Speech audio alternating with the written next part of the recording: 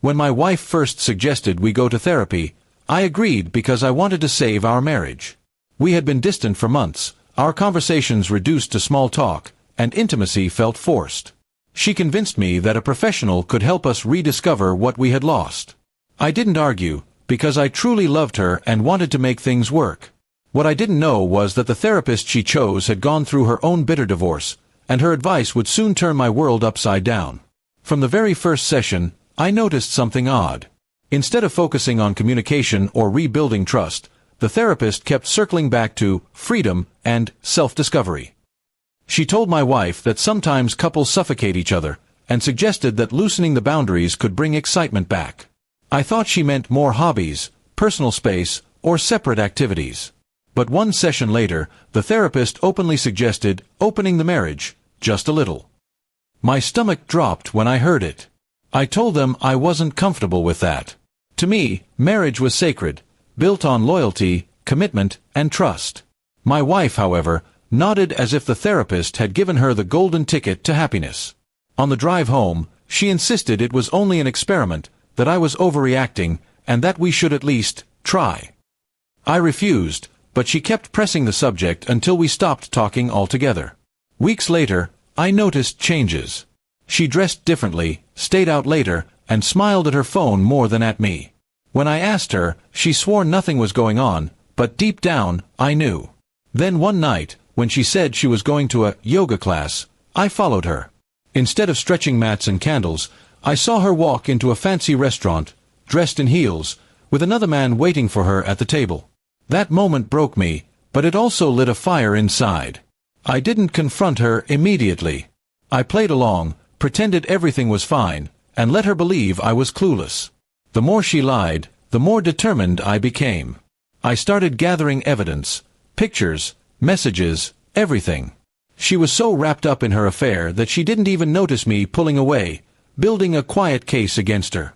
Revenge wasn't just about anger, it was about making her realize what she had thrown away. One evening, after weeks of pretending, she came home late again. I greeted her with a calm smile and handed her a folder.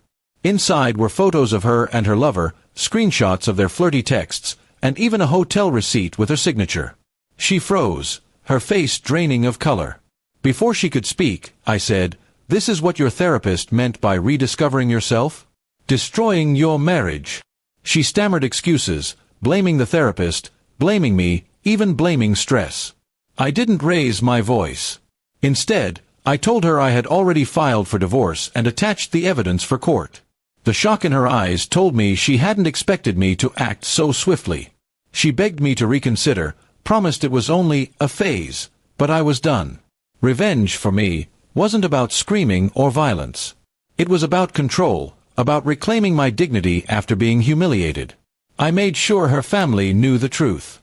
I sent the evidence to the therapist as well, with a note, *, your advice ruined another marriage, congratulations. The silence that followed was louder than any apology they could have offered. My wife tried to turn the tables, saying I was cruel for exposing her.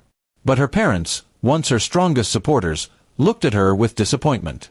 They told her she had crossed a line that couldn't be repaired. That night, she packed a bag and left for her sister's place, while I sat alone in the house, strangely at peace. In the weeks that followed, I focused on myself. I joined a gym, reconnected with friends, and even traveled for the first time in years without worrying about anyone's approval. Every step reminded me that I had been living half a life, tied down by someone who didn't value loyalty. My revenge wasn't just about exposing her lies, it was about proving to myself that I could rise above them. She tried contacting me again, crying that the man she cheated with had lost interest once he realized she was getting divorced. She wanted to come back, saying she had made a mistake. But by then, I had no feelings left for her, only the memory of betrayal. I told her calmly, "You wanted freedom. Now you have it. Don't come back." Word spread among our friends about what had happened, and many quietly admitted they had never liked the therapist's influence.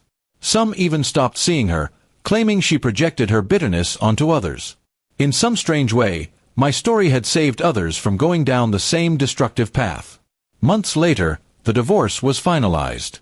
She got far less than she had expected because of the evidence I provided. The house, the car, and most of the savings stayed with me. It wasn't just legal victory, it was justice. I had lost love, but I had gained clarity and independence.